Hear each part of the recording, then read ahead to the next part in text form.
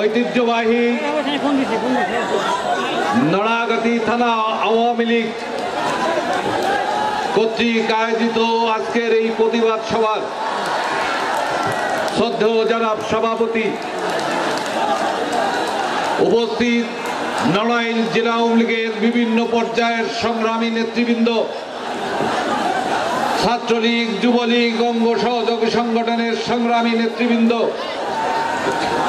এবং আমার সামনে নড়াগাতির সংগ্রামী বীর জনতা, সবাইকে আমার ব্যক্তিগত পক্ষ থেকে বিপ্লবী অভিনন্দন এবং শুভেচ্ছা জানাই। আজকে দুঃখ ভারাক্রান্ত হৃদয়ে আজকে আপনাদের সামনে হাজির হয়েছি। গত 24 তারিখে জাতির জনক বঙ্গবন্ধু শেখ মুজিবুর রহমানের 40তম শাহাদত বার্ষিকী উপলক্ষে কতিপয় আওয়ামী লীগের নামধারী কিছু নেতা আমার মরহুম পিতা ইকরাজ উদ্দিন আহমেদের নামে কটূক্তি করেছেন। আমি সত্যি বিস্মিত হয়েছি, আমি স্তম্ভিত হয়েছি যে একজন মানুষ যিনি এই পৃথিবীতে আর কোনোদিন ফিরে আসবেন না, যার কোনোদিন আত্মপক্ষ সমর্থনের কোনো সুযোগ নাই, সেই মানুষটির বিরুদ্ধে যারা কটূক্তি করেছে তারা কি মানুষ নাকি অমানুষ? আজকে আমি সত্যি নড়াগাতি মানুষের প্রতি কৃতজ্ঞ।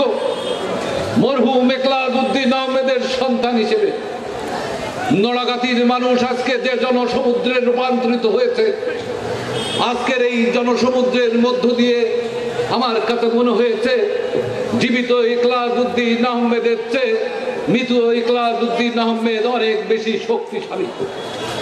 আজও নড়াগাতির মানুষের কাছে এই মানুষটি জাগ্রত রয়েছে, এই কারণে আমি তাদের প্রতি কৃতজ্ঞ।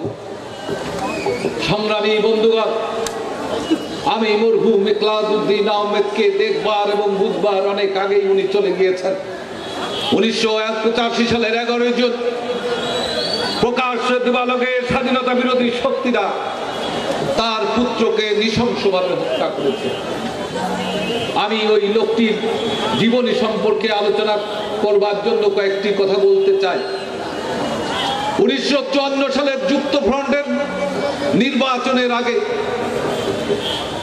জাতির জনক বঙ্গবন্ধু শেখ মুজিবুর রহমানের ডাকে একটি কৃষক পরিবারের সন্তান মরহুম ইকরাজ উদ্দিন আহমেদ আওয়ামী লীগের রাজনীতিতে সম্পৃক্ত হন। ব্যক্তি জীবনে উনি একজন টেক্সটাইল ইঞ্জিনিয়ার ছিল। উনি খুলনা ক্রিসেন্ট জুট মিলে টেক্সটাইল ইঞ্জিনিয়ার হিসেবে দায়িত্ব পালন করেছিল। মাত্র 1 মাস উনি চাকরি করেছিলেন। 54 সালে বঙ্গবন্ধুর ডাকে উনি আওয়ামী লীগের রাজনীতির ঝান্ডা উড়ানোর জন্য, জাতির জনক বঙ্গবন্ধুর আদর্শকে প্রতিষ্ঠা করবার জন্য চাকরি ছেড়ে দিয়ে উনি আওয়ামী লীগের যোগদান করেছিলেন এবং উনি অবিভক্ত বৃহত্তর যশোর জেলা আওয়ামী লীগের সাংগঠনিক সম্পাদক ছিলেন। সংগ্রামী নড়াগাতিবাসী, আপনারা এই ইতিহাস জানেন কিনা আমি জানি না। 1972 সালের নড়াইল মহকুমাকে জাতির জনক বঙ্গবন্ধু শেখ মুজিবুর রহমান সাংগঠনিক নড়াইল জেলাকে আওয়ামী লীগের জন্য সাংগঠনিক জেলা ঘোষণা করেন। সেই সাংগঠনিক জেলা মরহুম ইকরাজ উদ্দিন আহমেদ ছিল সাধারণ সম্পাদক, আর লোহাগাড়ার লেফটেন্যান্ট মতিউর রহমান ছিল সভাপতি। আজকে কিছু অর্বাচীন যারা লেখাপড়া জানে না, যারা রাজনীতি করে না, রাজনীতি করতে গেলে কিন্তু লেখাপড়া করতে হয়, সেই অর্বাচীনরা জানে না যে বাকশাল কিন্তু কোনো রাজনৈতিক দল নয়। বাকশাল হচ্ছে জাতির জনক বঙ্গবন্ধু শেখ মুজিবুর রহমানের দেওয়া একটা কর্মসূচি। বাকশাল সেদিন জাতির জনক বঙ্গবন্ধু শেখ মুজিবুর রহমান গঠন করে যখন একটি যুদ্ধ বিধ্বস্ত দেশকে পরিচালিত করবার জন্য, নেতৃত্ব দেওয়ার জন্য 74 সালে বাকশাল গঠন করেছিল।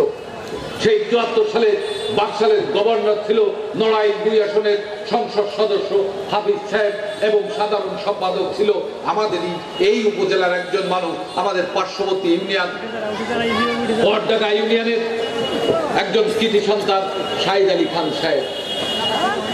75 সালের 15 আগস্ট জাতির জনক বঙ্গবন্ধু শেখ মুজিবুর রহমান হত্যার মধ্য দিয়ে এদেশের প্রতিক্রিয়াশীল শক্তি যখন রাষ্ট্রীয় ক্ষমতায় অধিষ্ঠিত হলো, যখন পাকিস্তানি ভাবধারার শক্তি আবারও এদেশের রাজনৈতিকভাবে পুনর্বাসিত হওয়া শুরু করলো, আপনারা এই ইতিহাস জানেন না যে 74 সালে বঙ্গবন্ধুকে হত্যার পরে খন্দকার মুস্তাক পার্লামেন্ট ডেকেছিল।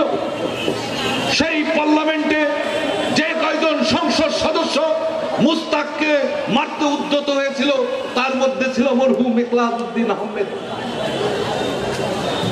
1975 সালে বঙ্গবন্ধুর হত্যার পরে বিশেষ করে 3রা নভেম্বর জেল যখন খালেদ মোশাররফের প্রতি একটা সামরিক কু ব্যর্থ হলো, তখন মরহুম ইকলাস উদ্দিন আহমেদ ঢাকায় ছিলেন।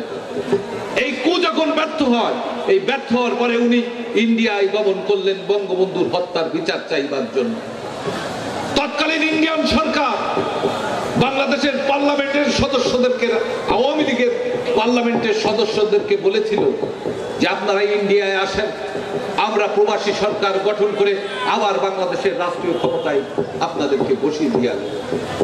দুর্ভাগ্যজনক হলেও সত্য, সেই দিন মাত্র 34 থেকে 35 জন এমপি ওই ইন্ডিয়ায় গমন করেছিল জাতির জনক বঙ্গবন্ধুর হত্যার বিচার চাইবার জন্য। তার মধ্যে মরহুম ইকলাস উদ্দিন আহমেদ, যশোরের রওশন আলী সাহেব এবং পীযূষ কান্তি ভট্টাচার্য সহ অনেকেই ইন্ডিয়ায় গমন করেছিল।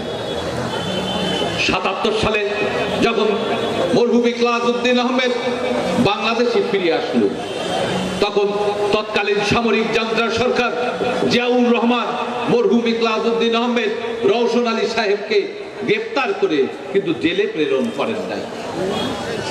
তাদেরকে কোথায় অন্তরীণ করা রাখা হয়েছিল তারা আমাদের পরিবারের কেউ কিন্তু জানতো না। ইকলাস উদ্দিন আহমেদ বেঁচে আছেন না মরে গিয়েছেন আমাদের পরিবারের কেউ কিন্তু জানতো না।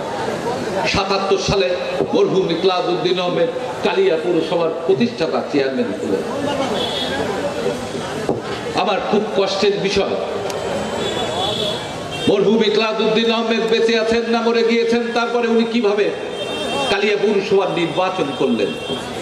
আমার বড় ভাই যিনি ইকলাস উদ্দিন আহমেদের সাথে পিতাকে ছেড়ে চলে যেতে পারেননি, যে মৃত্যুকে আলিঙ্গন করেছিল, আমার বড় ভাই কিন্তু মরহুম ইকলাস উদ্দিন আহমেদের সই নকল করতে পারতেন। সেই দিন আমার বড় ভাই ইকলাস উদ্দিনের সই নকল করে কালিয়ার পৌরসভা চেয়ারম্যান নির্বাচিত হয়েছিলেন এবং চেয়ারম্যান নির্বাচিত হওয়ার কারণেই সেই দিন রওশন আলী সাহেব, ইকলাস সাহেবের জীবন কিন্তু বেঁচে গিয়েছিল।